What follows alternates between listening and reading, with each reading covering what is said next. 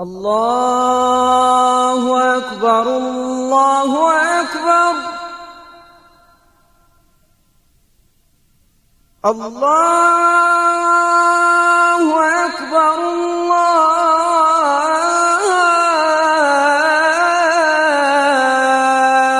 الله أكبر. Frères et sœurs, aujourd'hui, nous allons traiter un sujet qui est très important. Et c'est un sujet qui pourrait sembler, au premier abord et pour certains, au quotidien, peut-être ça ne leur parle pas. Peut-être ils se disent c'est quelque chose de marginal, qui n'est pas primordial.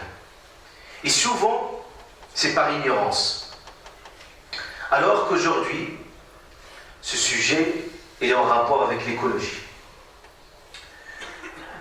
Beaucoup de scientifiques aujourd'hui, et celui qui lit en détail les approfondissements scientifiques dans ce domaine-là, il se rend compte du danger réel, et non pas un danger basé sur des intuitions, et basé sur des faits, que si il n'y a pas une prise de conscience aujourd'hui, alors nous allons mener cette terre vers la catastrophe. D'ailleurs, déjà, aujourd'hui, nous voyons autour de nous déjà les drames. Mais il faut anticiper les choses. Et ce sujet, nous sommes doublement responsables. Si des citoyens ordinaires sont responsables quant à cet enjeu planétaire qui est la planète, alors les sujets musulmans en soi devraient être doublement responsabilisés. Parce que vous allez voir que ce sujet il est central. Et pourquoi on parle? Parce qu'on parle déjà de l'éducation de l'individu. Et quand on parle de la spiritualité, ce n'est pas uniquement de prier, de donner la zakat, et puis voilà, basta, et c'est fini. Ce n'est jamais été la philosophie de l'islam. L'islam, il nous engage dans tous nos actes, de tous nos comportements.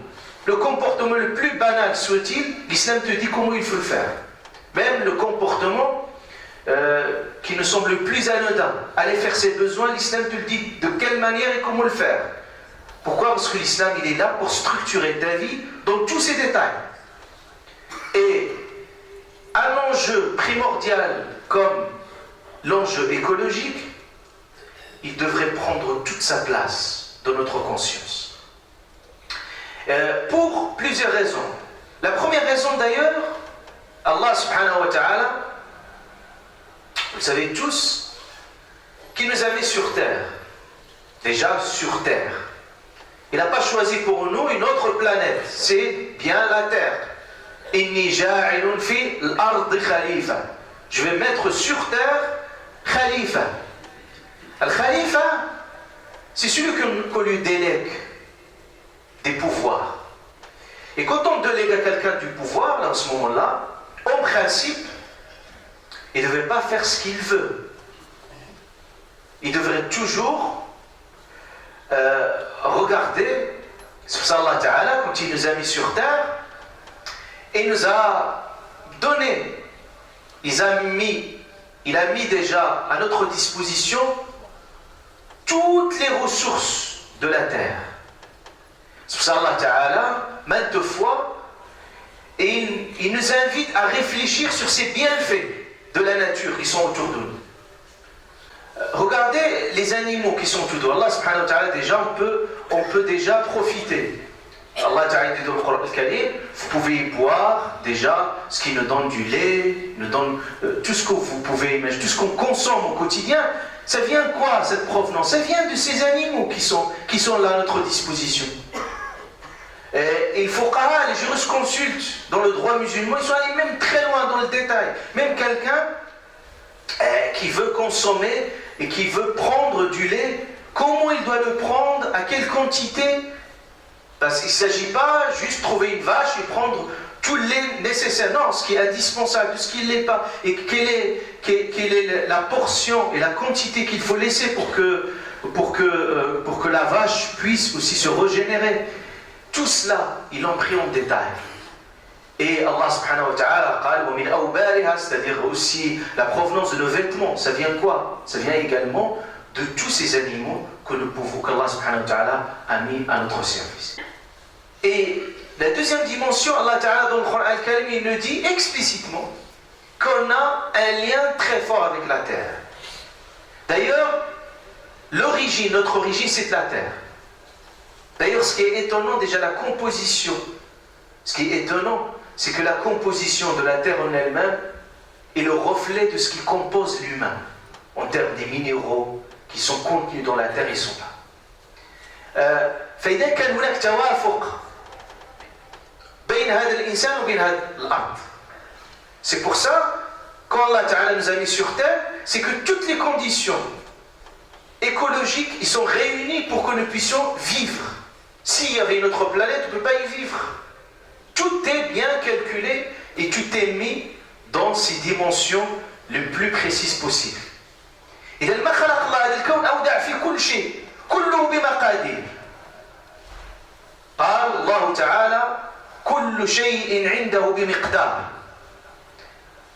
ما ترى في خلق الرحمن من تفاوت. كل شيء خلق الله بميزان.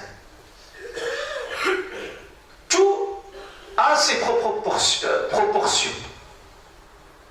دور فقط الحرارة والبرودة.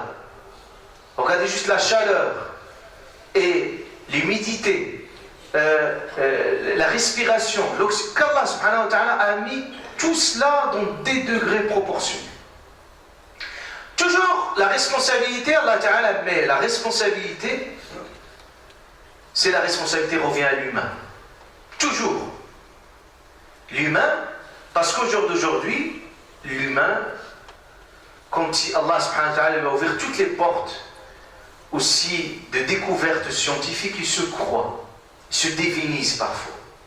Donc aujourd'hui, il y a des alertes sur certains dangers, des gens qui peuvent aller encore très très très loin. Aujourd'hui, la pollution, elle est liée aux guerres, liée aux armements, liée aussi à la production massive, c'est-à-dire sans limite. Et il y a une conception de ce que c'est que l'économie, etc. Et tout cela, cette sauvagerie qu'on voit au niveau économique, au niveau écologique, etc., ça ne peut mener l'humain que vers la catastrophe. Pourquoi? Parce que cette science, elle est sans conscience, qui permet déjà d'intégrer la dimension éthique dans toute intervention de l'humain.